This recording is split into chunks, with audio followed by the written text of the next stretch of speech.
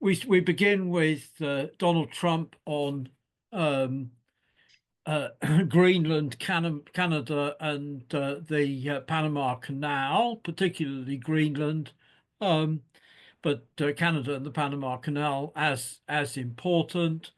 Um, the fundamental point about these is that they are to be these claims of Donald Trump's are in fact to be taken seriously. We can't regard them as being election campaigning because he's been elected without an amendment to the US Constitution. He isn't entitled to stand for a third time. Okay, he might decide to ignore that, but he's of a considerable age at present. And if we think about it, there's an inherent logic in suggestions, which is an important one for understanding where we are in terms of the world situation. Starting with Greenland, physically large, very small population, 56,000, half the size of the town where I live, Oxford. Um, uh, it's currently, but very large and important potential, at least mineral products, important potential territorial claims as global warming progresses and we see the North Polar area becoming decreasingly ice covered, as we're seeing also actually the Putin administration pushing the possibilities of the Northeast Passage between Arkhangelsk and Sakhalin, and talk of the Northwest Passage around northern Canada. Currently, Greenland is a colonial possession of Denmark. I say colonial possession because, of course, it was a colonial possession of Denmark.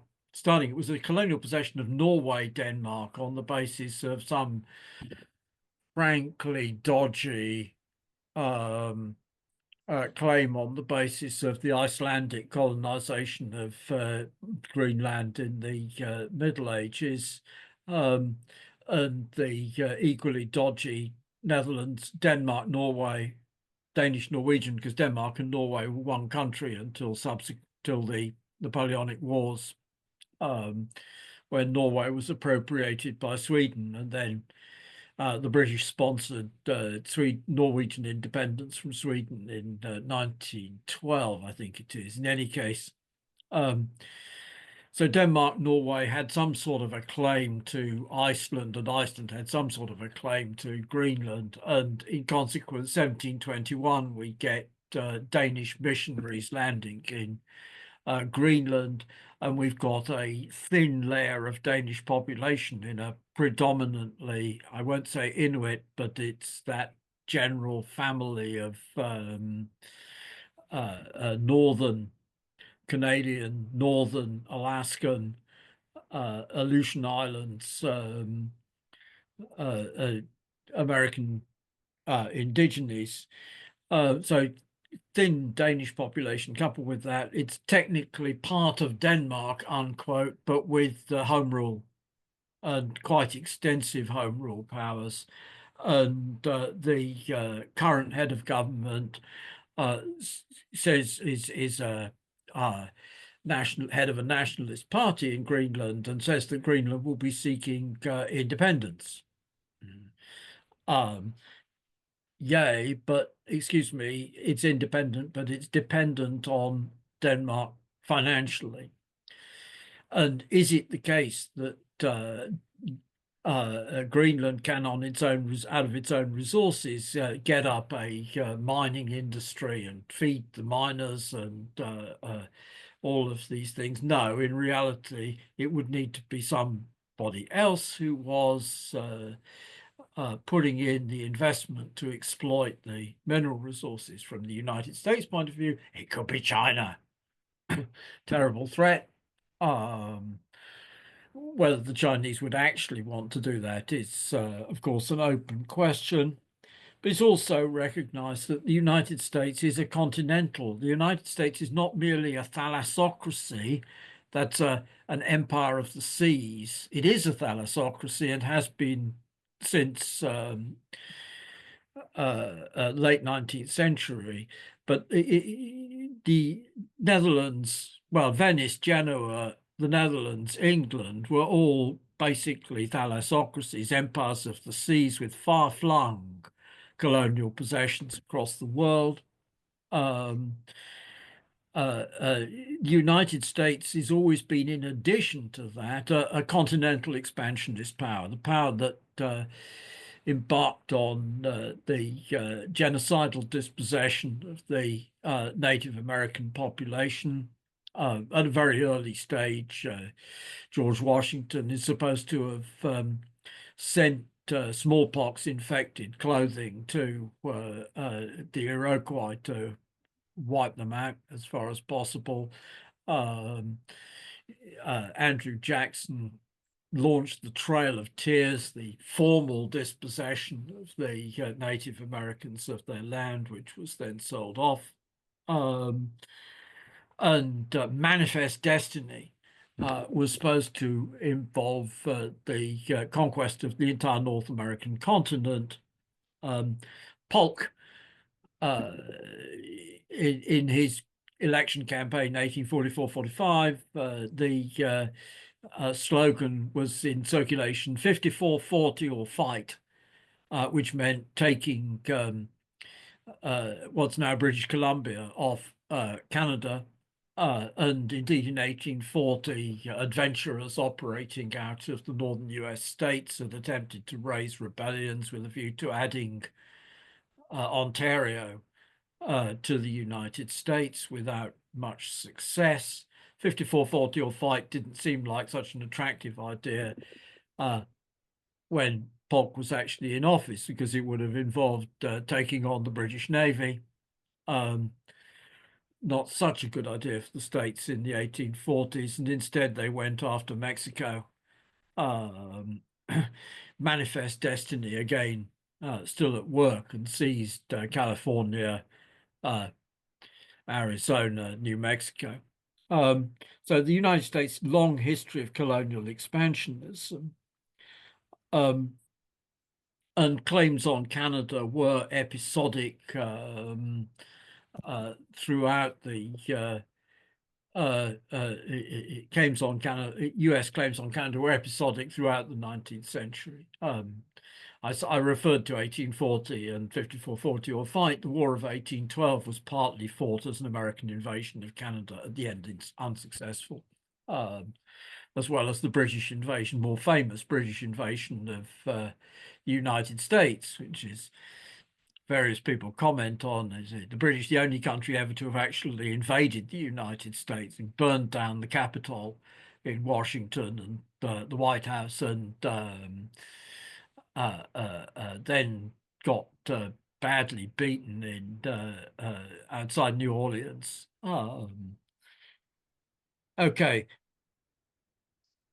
so long history of continental expansionism of the United States and obvious strategic interests in relation to Greenland, similarly in relation to the Panama Canal, which is a choke point for Atlantic Pacific trade, in the same way a Suez Canal could function as a choke point, and it's more seriously a choke point for Atlantic Pacific trade.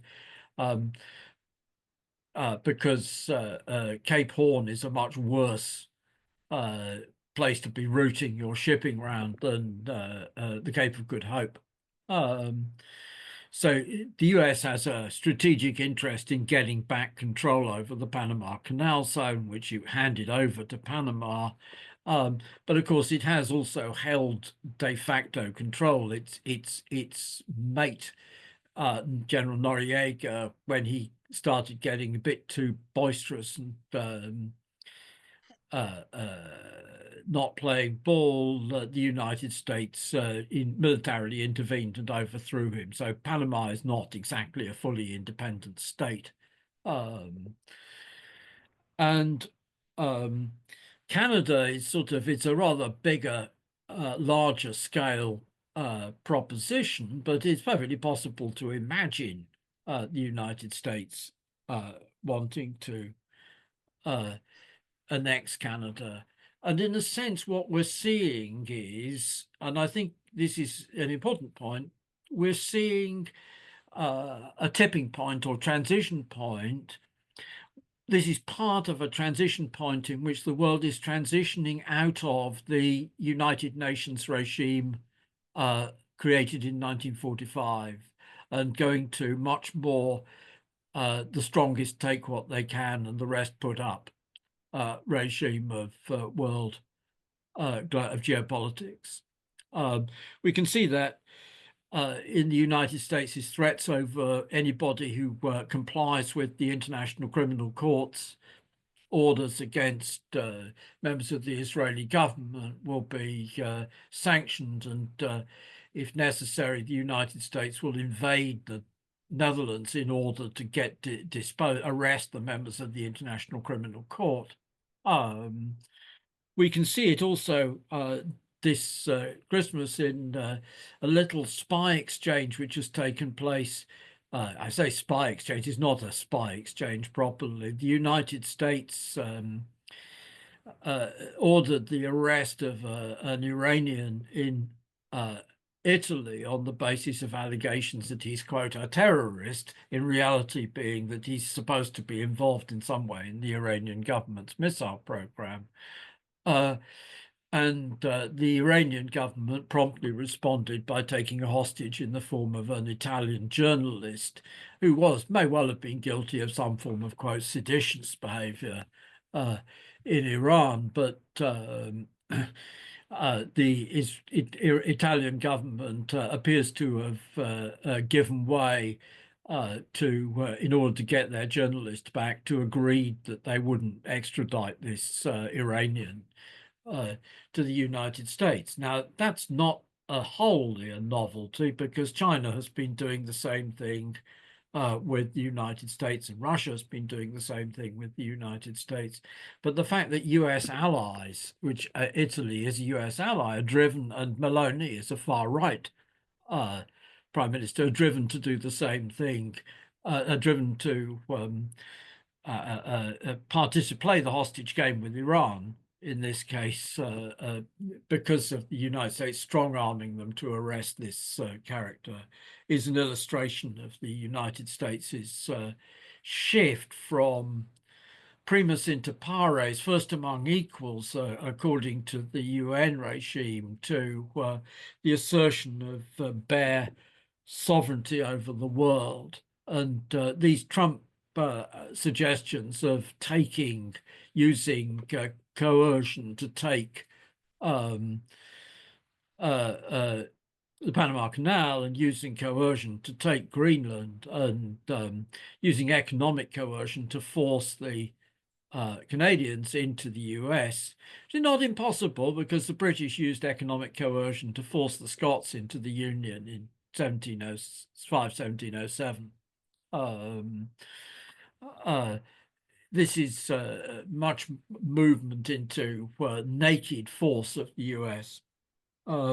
Second, and arising out of this one, is Chris Catrone of the Platypus organization has an article out celebrating Trump's claims.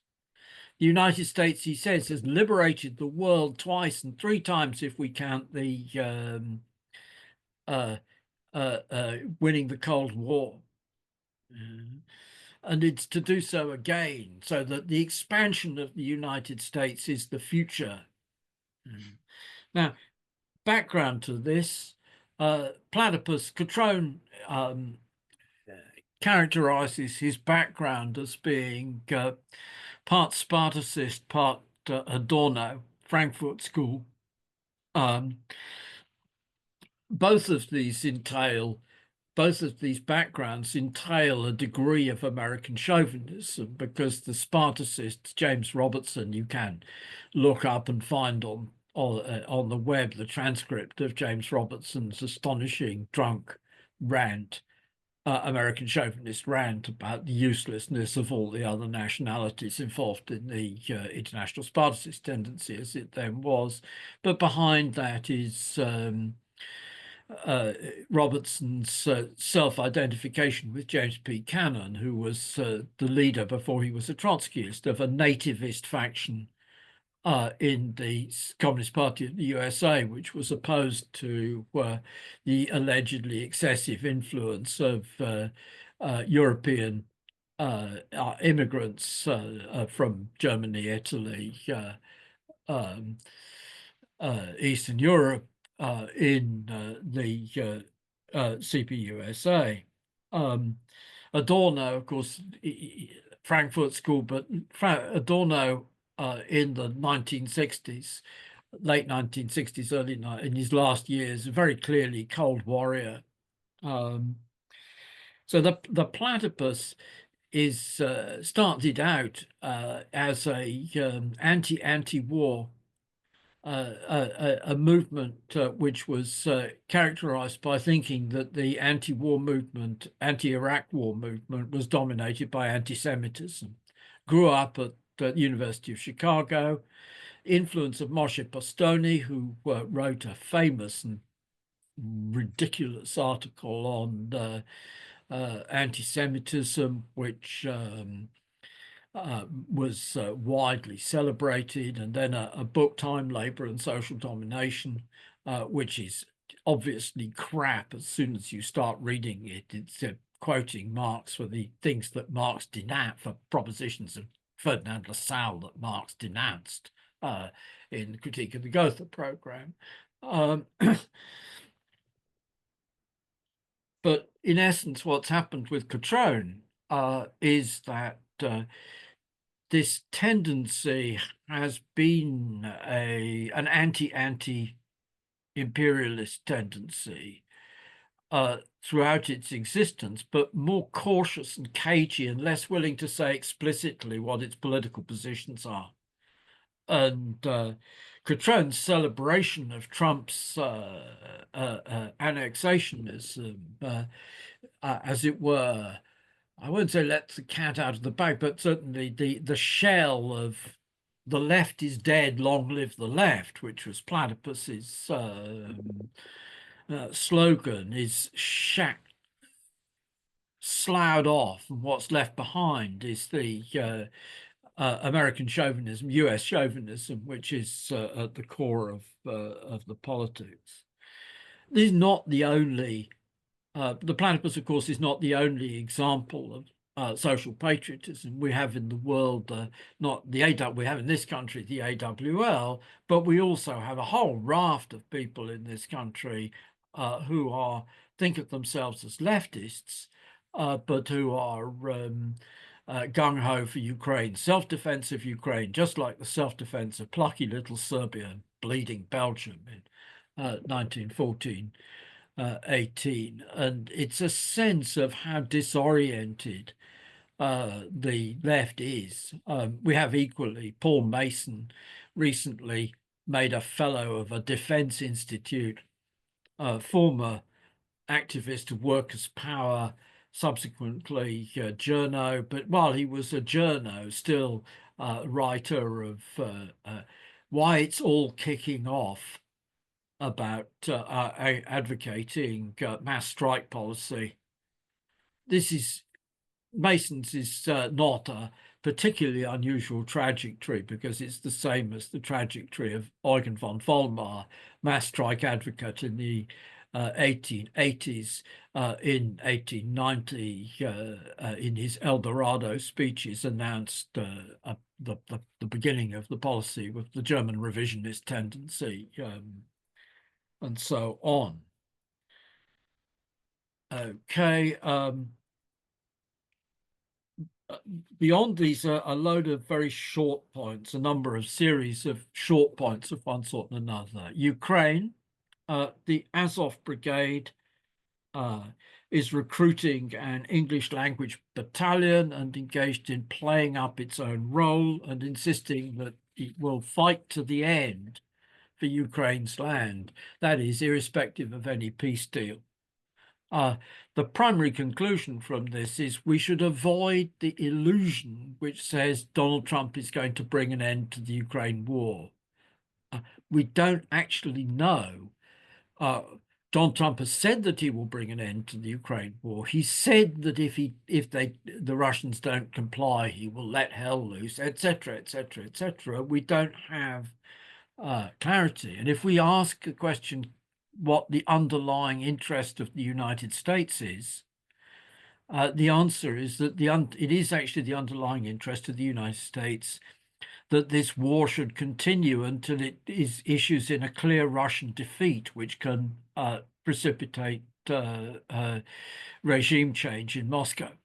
And indeed, Trump's envoy's peace proposals, which were published before Christmas, and we've referred to before, would involve European NATO armies putting boots on the ground at the demarcation line drawn where the armies are currently located. That is to say, it would set the seal for a tripwire where any breaches or alleged breaches or false flag operations would create an immediate open war between NATO and and Russia.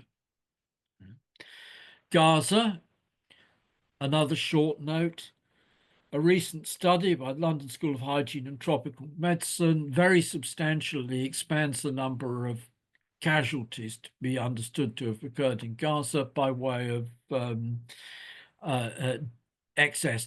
analysis of excess deaths.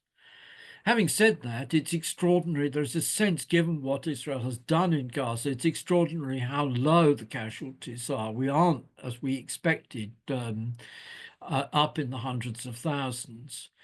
It may well be that part of what's going on in the other thing, which we're getting a lot of reports of, which is deliberate Israeli attacks on medical facilities. As these Israeli attacks on medical facilities are designed to produce the result that we get the casualties up into the hundreds of thousands towards the ethnic cleansing of Gaza, which is plainly the Israeli policy. Number 5, Syria. It's becoming clear, this is from Comrade Yasemin's work, it's becoming clear this is not a straightforwardly the case that there's as it were, the Kurds in northeastern Syria, the government in control of the center, and a third bloc. There's a significant uptick in ISIS operations. And the government is a government which is not merely of Syrians and certainly not merely of Syrian nationalists, because it's including Tajik and Chechen jihadis in the government appointments. So that where is the situation in Syria going? We have to be very, very cautious about assessing what's going on. But the underlying dynamic is one which the Israeli government has pursued as policy for decades, of the breakup of the country rather than of its the creation of a stable political regime in Syria. Los Angeles fires, big scale, spectacular, mainly so far affecting northern LA, high value suburbia, running out of water. The Trump blames the Democrats for mismanagement of water.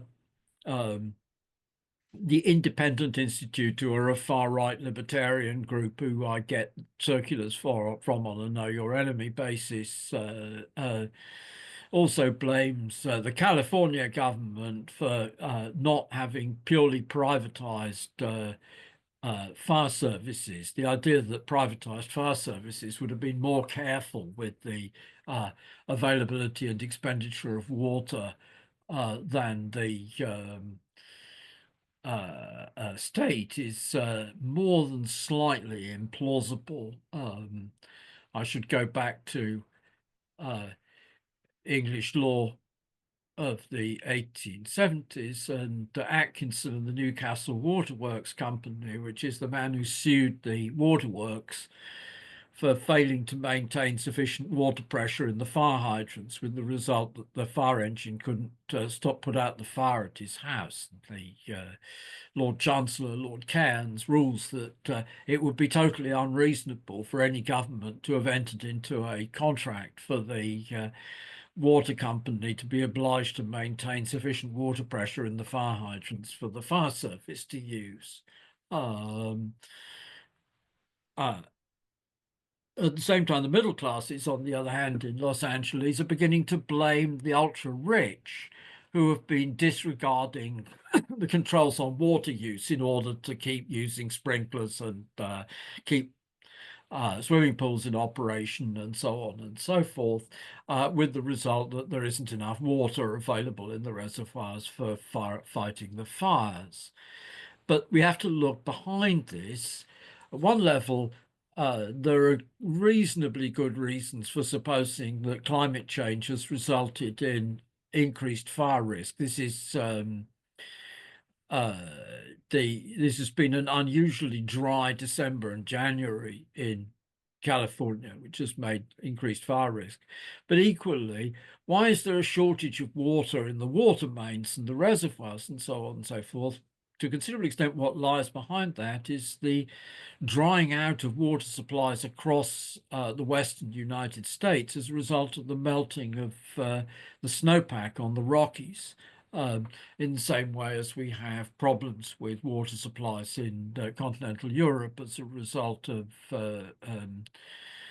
retreating glaciers and melting snowpack and so on and so forth. Um, Trump, of course, drill, baby, drill, and likely also to be another source of sanctions and protectionism will be directed against anybody who wants to do climate mitigation activities of one sort and another.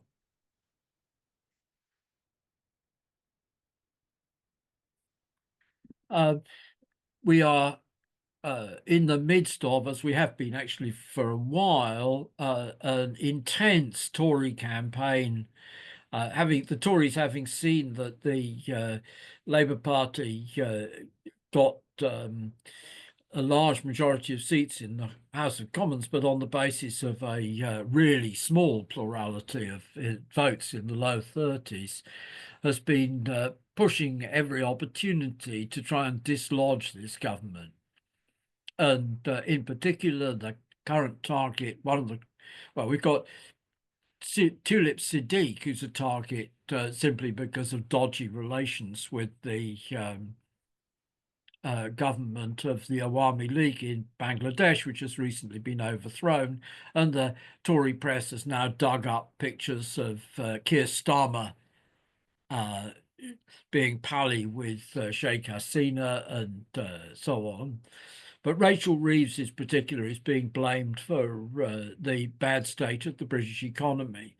And of course, what's left out here is that the first place, what Rachel Reeves has inherited is had serious adverse consequences of Brexit and the failure of Brexit's expectations of delivering trade deals with the United States, with India, with blah, blah, blah, blah, blah. Secondly, in fact, also that the Tory government in its last years, when it became apparent after Liz Truss that they had no practical possibility of winning the next election, carried out, in essence, a wrecking operation by imposing tax cuts, which they knew weren't funded and would reduce the room for manoeuvre of any incoming Labour government. it's sort of characteristic, go along with that, that Liz Truss should be threatening to sue Keir Starmer for defamation for saying that she crashed the economy, when the Tories are now saying that Rachel Reeves has crashed the economy on the basis of her inability to deal with the inheritance which she's got from the Tories. And then finally, last and pretty much certainly least, we got on the back page of this week's Weekly Worker a very useful article by Carla Roberts about Collective, which is Corbynism without Corbyn actually being prepared to put himself at the head of it, including, at least in an observer status, the Socialist Party of England and Wales, but Spew are still pushing Tusk hard in their paper, so they aren't sort of abandoning Tusk in favour of Collective. And with Alex Kalinikos in Socialist Worker writing in a coded way which suggests that the SWP might be willing to come on board, but whether Collective is interested in having the Trots on board is very doubtful. In reality, it would almost certainly, if it allowed the Trots on board at all, it would be with tight bureaucratic controls to prevent the Trots possibly taking over. And in reality, do they have any forces other than the Trots, which would, they have potential generals, well, but in reality, Corbyn himself is not on board. This looks like another story of one or another of these various insubstantial official bureaucratic operations. That's it.